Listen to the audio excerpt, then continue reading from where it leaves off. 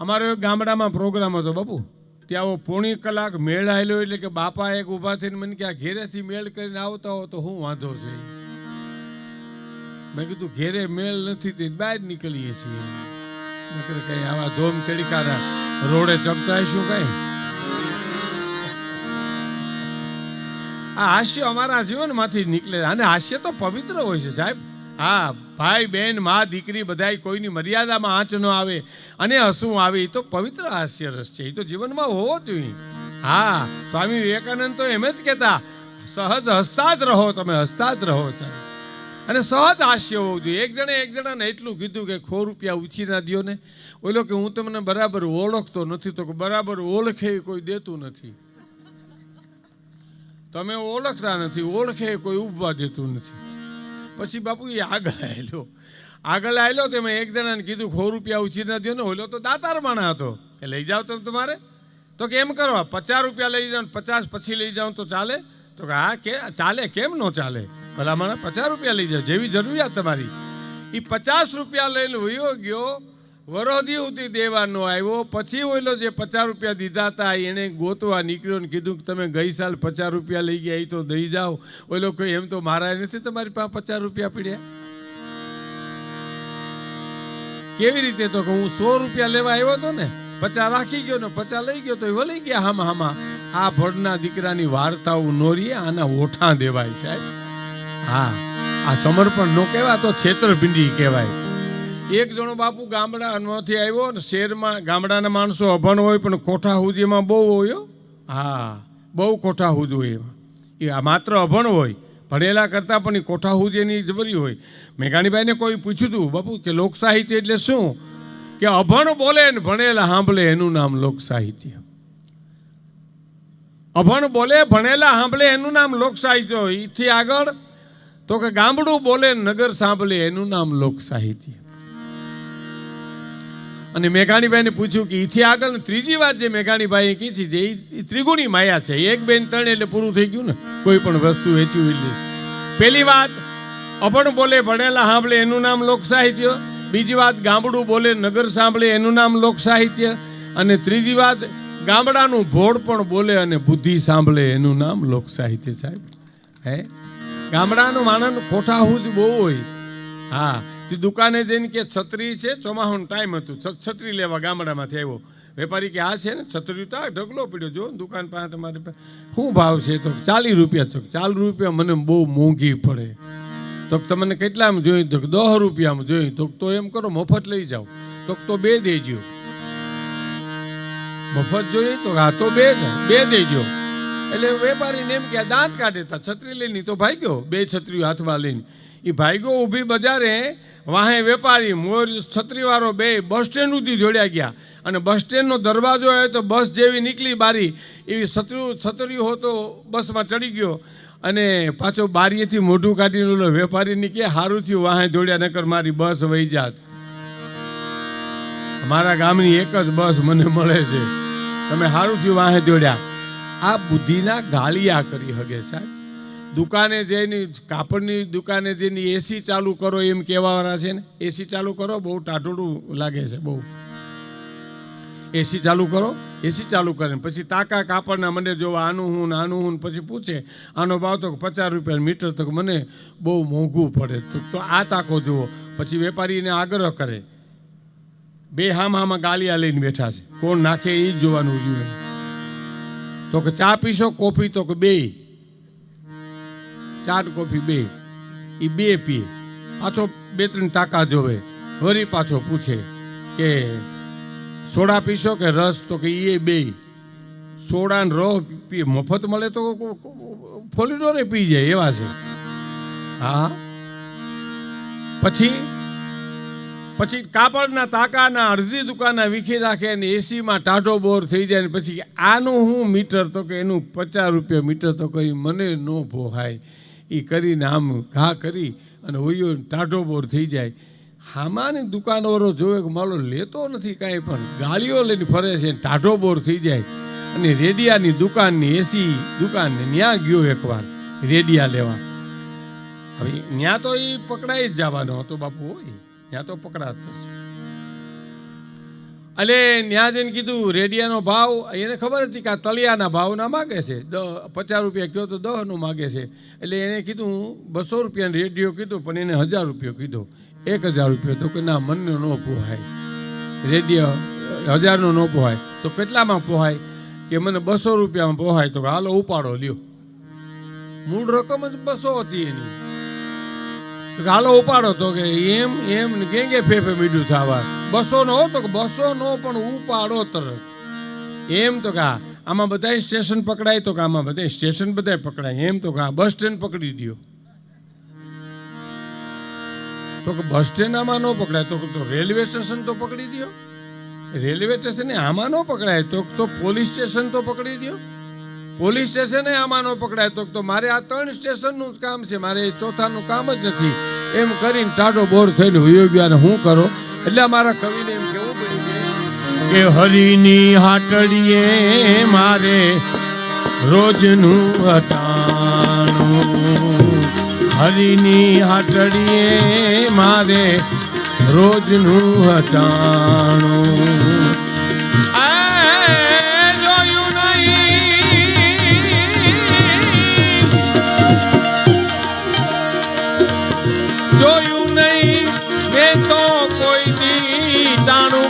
કટાણું, હરિની હાટડીએ મારે રોજનું હટાણું, હરિની હાટડીએ રોજનું હટાણું.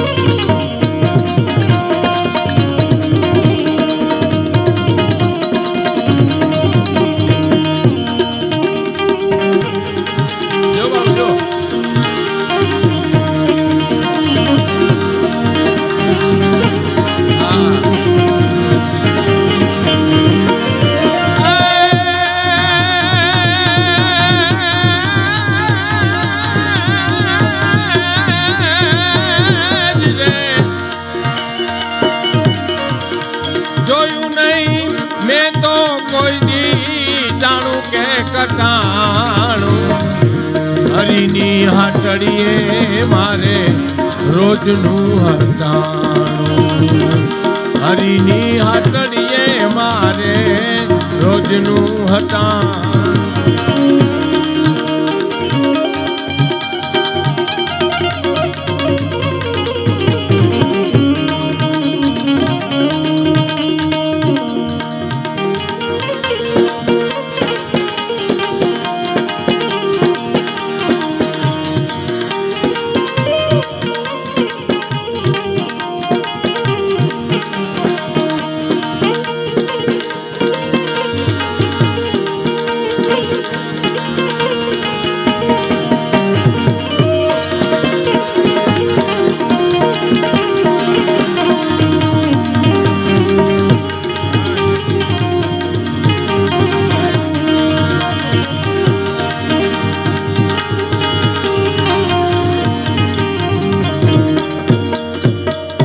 હાટડીએ તો મારે રોજનું હટાણું. હે જોયું ને મેં તો કોઈ દી હરિની હાટડી એટલે ભગવાનની દુકાન. ત્યાં જેને વ્યવહાર છે ભક્તોનો, સેવકોનો, હરિભક્તોનો, એનો વ્યવહાર ઈશ્વરની હારે છે. આપણા વ્યવહાર છે એ આ મેં તમને કીધું, આ ઓઠા દીધા એની હારે વ્યવહાર છે. એને તો હરિની હાટડીએ વ્યવહાર છે, ભક્ત છે, ઈશ્વર સ્મરણ કરવું છે. એના માટે હમણાં પછી બધે ભાઈ પછી ભેરા ફરી લઈ લીજો. આમાં શું છે, આમાં હું વાતુનો માણસ છું. આમાં ગાયક તો આંખું વીંચીને ગાતા હોય તો એ રૂડા લાગે, અને અમે આંખું વીંચીને વાતું કરીએ તો મીંદડી દૂધ પીતી હોય એમ લાગે. એટલે ભલે બાબુ, ભલે બાબુ.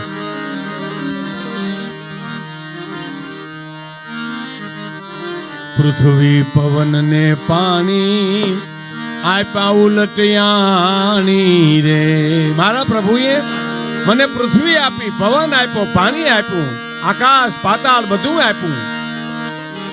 પૃથ્વી પવન ને પાણી જેને આપ્યા ઉલટિયાણી રે, પૃથ્વી પવન ને પાણી જેને આપ્યા ઉલટિયાણી રે, પૃથ્વી પવન ને પાણી આપ્યા ઉલટિયાણી રે. વોલ્યુમ આપો થોડું, તબલચીનું ને એનું વોલ્યુમ આપો થોડું તમને એમ લાગતું હોય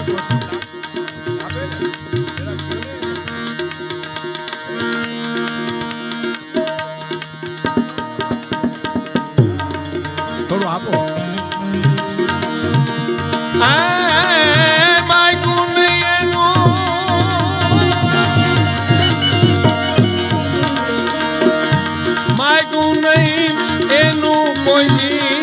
નારાયણે નાણું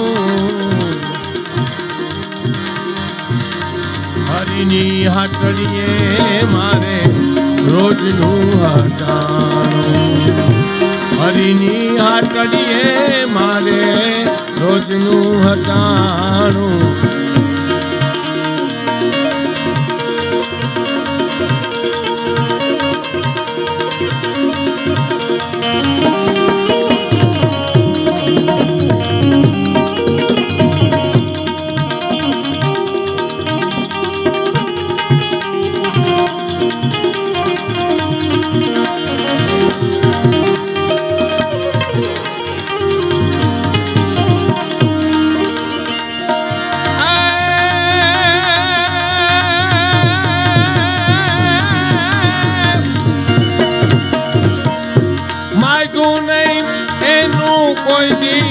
નારાયણે નાણું હરિની હાટડીએ મારે રોજનું હટાણું, હરિની હાટડીએ મારે રોજનું. મારો પ્રભુ દયાનો સાગર છે, મને એને થોડું વોલ્યુમ આપજો પાછું. મારો પ્રભુ દયાનો સાગર છે પાછા. મને વરસાદ આપ્યો, પવન આપ્યો, પાણી આપ્યું, સૂર્યચંદ્રના તેજ આપ્યા અને એકેયનું બિલ નું આપ્યું. કલ્પના તો કરો તમે, સૂર્યચંદ્રના બિલ નહીં, વરસાદનું બિલ નહીં, પવનના બિલ નહીં, શેનાય બિલ નહીં. હવે ઈ બિલ આવ્યા તો મારે તમારે તો આપઘાત કરવી પડત. લ્યો, આપણે ભરી હગવાના હતા, આપણે આ થોડા ઘણા બિલમાં જો ઘીરે ઘીરે શેડા ફેરવી નાખતા હોય તો ઓયલા બિલ તો મારી નાખે આપણને. એટલે શું કીધું, મારા પ્રભુએ મને પૃથ્વી આપી, પવન આપ્યો, પાણી આપ્યું, સૂર્યચંદ્રના તેજ આપ્યા અને એનું એક પણ નાણું ન માગ્યું મારી પાસેથી. કલ્પના કરો, આ કવિતાની મજા તમે જુઓ. અને પછી ગમે ત્યાંથી ગોતી ગોતી હંસલાને આપે મોતી,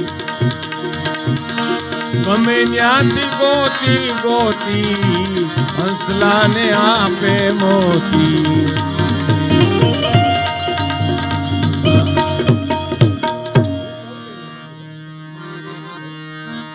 ગમે ત્યાંથી ગોતી ગોતી હંસલાને આપે છે મોતી, મારો પ્રભુ ગમે ત્યાંથી ગોતી ગોતી.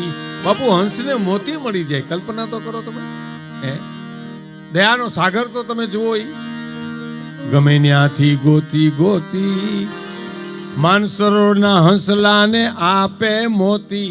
કવિ માનસરોવરને કિનારેથી નીકળ્યો ને એટલે માનસરોવરના હંસને કવિ બાપુ એક ઠપકો આપે છે. બહુ સરસ બે દુહા છે બાપુ, આપને મારે સંભળાવતા. એટલે કે કસ ખૂટે કલિયુગમાં તમારા હલવા થશે હવાલ. હે માનસરોવરના હંસલાઓ, તમે ખાવાનો ખોરાક બદલી નાખો. હવે કલિયુગ બેહી ગયો છે, હવે તમને મોતી નહીં મળે. કસ ખૂટે કલિયુગમાં તમે કા મેળવી લો. કસ ખૂટે કલિયુગમાં તમારા હલવા થશે હવાલ, મોતી ખૂટે મરી જશો તમે માનસર કેરા મરાલ. હે માનસરોના હંસલાઓ, તમે તમારો ખોરાક બદલી નાખો. તમે કલિયુગ બેહી ગયો છે પલોઠી વાળીની ધરતી ઉપર. એ કલીની વાતને કથું હું ક્યાં લગી, સરના એકાને જીતે સાધી બગી, ઘરના ઘાતકી થયા ગગો ગગી, બિચારી બેનડી હારિયું થઈ હગી. પિતરના ચિતરને ક્યાં જઈને દાખવા, દલના દલને ક્યાં જઈને દાખવા, નથી મંદિર હવે રામ ક્યાં રાખવા, અને ઉચાળા અમારે કહો ક્યાં જઈને નાખવા. આવો કલિયુગ બેહી ગયો છે, તમને મોતી નહીં મળે, નહીં મળે, નહીં મળે. તમે ચારો બદલાવી નાખો, તમે તમારો ખોરાક બદલાવી નાખો. હવે માનસરોનો હંસ એને જવાબ આપે કોને? કવિને, કે કસ ખૂટે કલિયુગમાં કવિએ આવ ન મરા. કલિયુગનો બાપ આવશે તો અમે નહીં મરીએ. માનસરોનો હંસનું કહે હે કે કસ ખૂટે કલિયુગમાં કવિએ આવ ન મરા. તો કેમ જીવશો કેવી રીતે? કે જા મખ મોતી નીમજે તાગર પેટ ભરા. જેના મોઢામાંથી મોતી જેવા વેણ નીકળે ને એવા માઢુડાઓને ઘેરે વૈયા જાઉં, એ બોલશે ને અમે સાંભળી જીવી જાઉં. સાહેબ કસ ખૂટે કલિયુગમાં કવિએ આવ ન મરા, અમે નહીં મરીએ. જા મખ મોતી નીપજે, જેના મોઢામાંથી મોતીને વેણ નીકળાય. જે દેશનો ભારતનો સંન્યાસી પ્રવચન કરતો હોય, ભારતનો સાધુ પ્રવચન કરતો હોય, ભારતનો કોઈ કવિ કંઈ પ્રવચન કરતો હોય, કવિતા રજૂ કરતો હોય, એમાં મોતી જેવા વેણ હોય ને એને સાંભળીને અમે જીવી જઈશું, અમે નહીં મરીએ. હે ગમે ત્યાંથી ગોતી ગોતી હંસલાને આપે મોતી, ગોતી ગોતી હંસલાને આપે મોતી.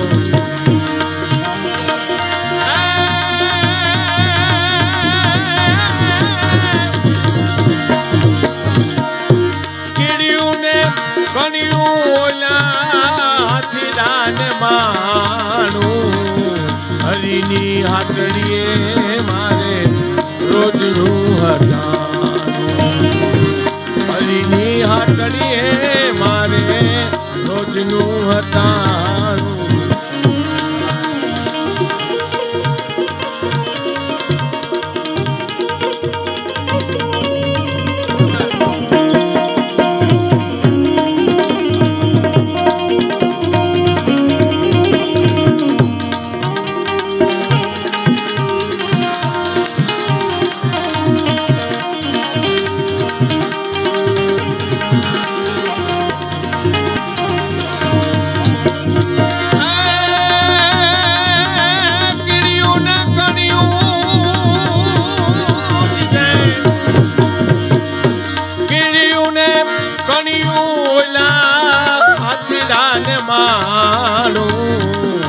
હરિની હાટડીએ મારે રોજનું હટાણું, હરિની હાટડીએ મારે રોજનું હટાણું.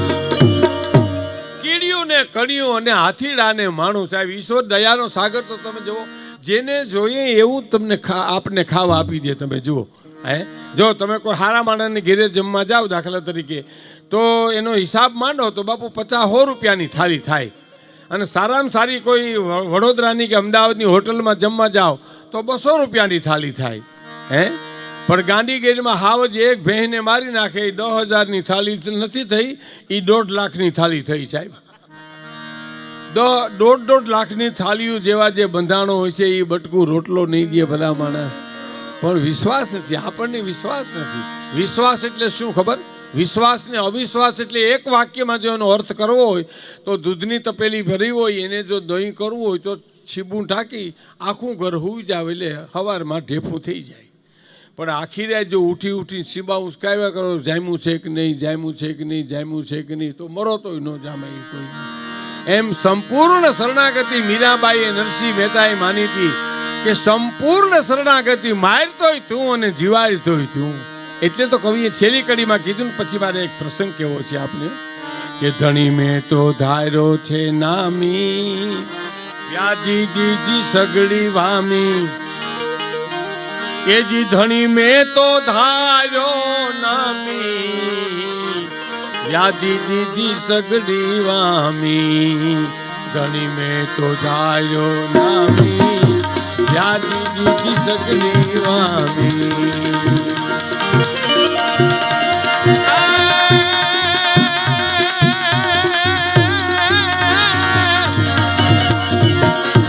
પિંગલને મળ્યું છે મોટી પેઢીનું ઠેકાણું, હરિની હાટડીએ મારે રોજનું હટાણું, હરિની હાટડીએ મારે રોજનું હટાણું.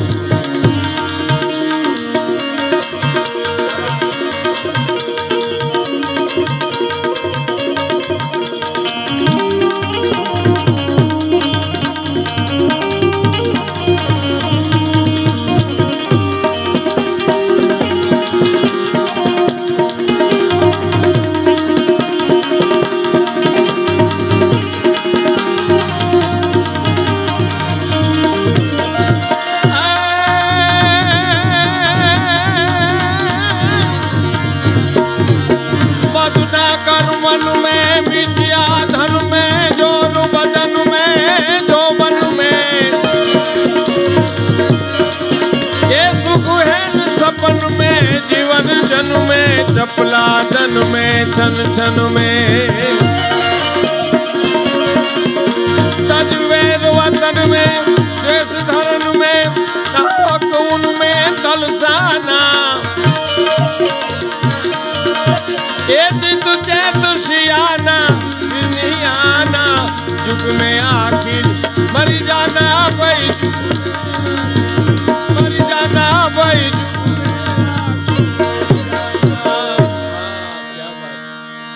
ધણી મેં તો થાયરો જે નામી યાદી દીધી સગડી વામી પીગલ ને મળ્યું છે મોટી પેજીનું ઠેકાણું ઈ હરીની હાટડીએ તો મારે રોજનું હટાણું એક પ્રસંગ સાંભળ્યો સાહેબ હા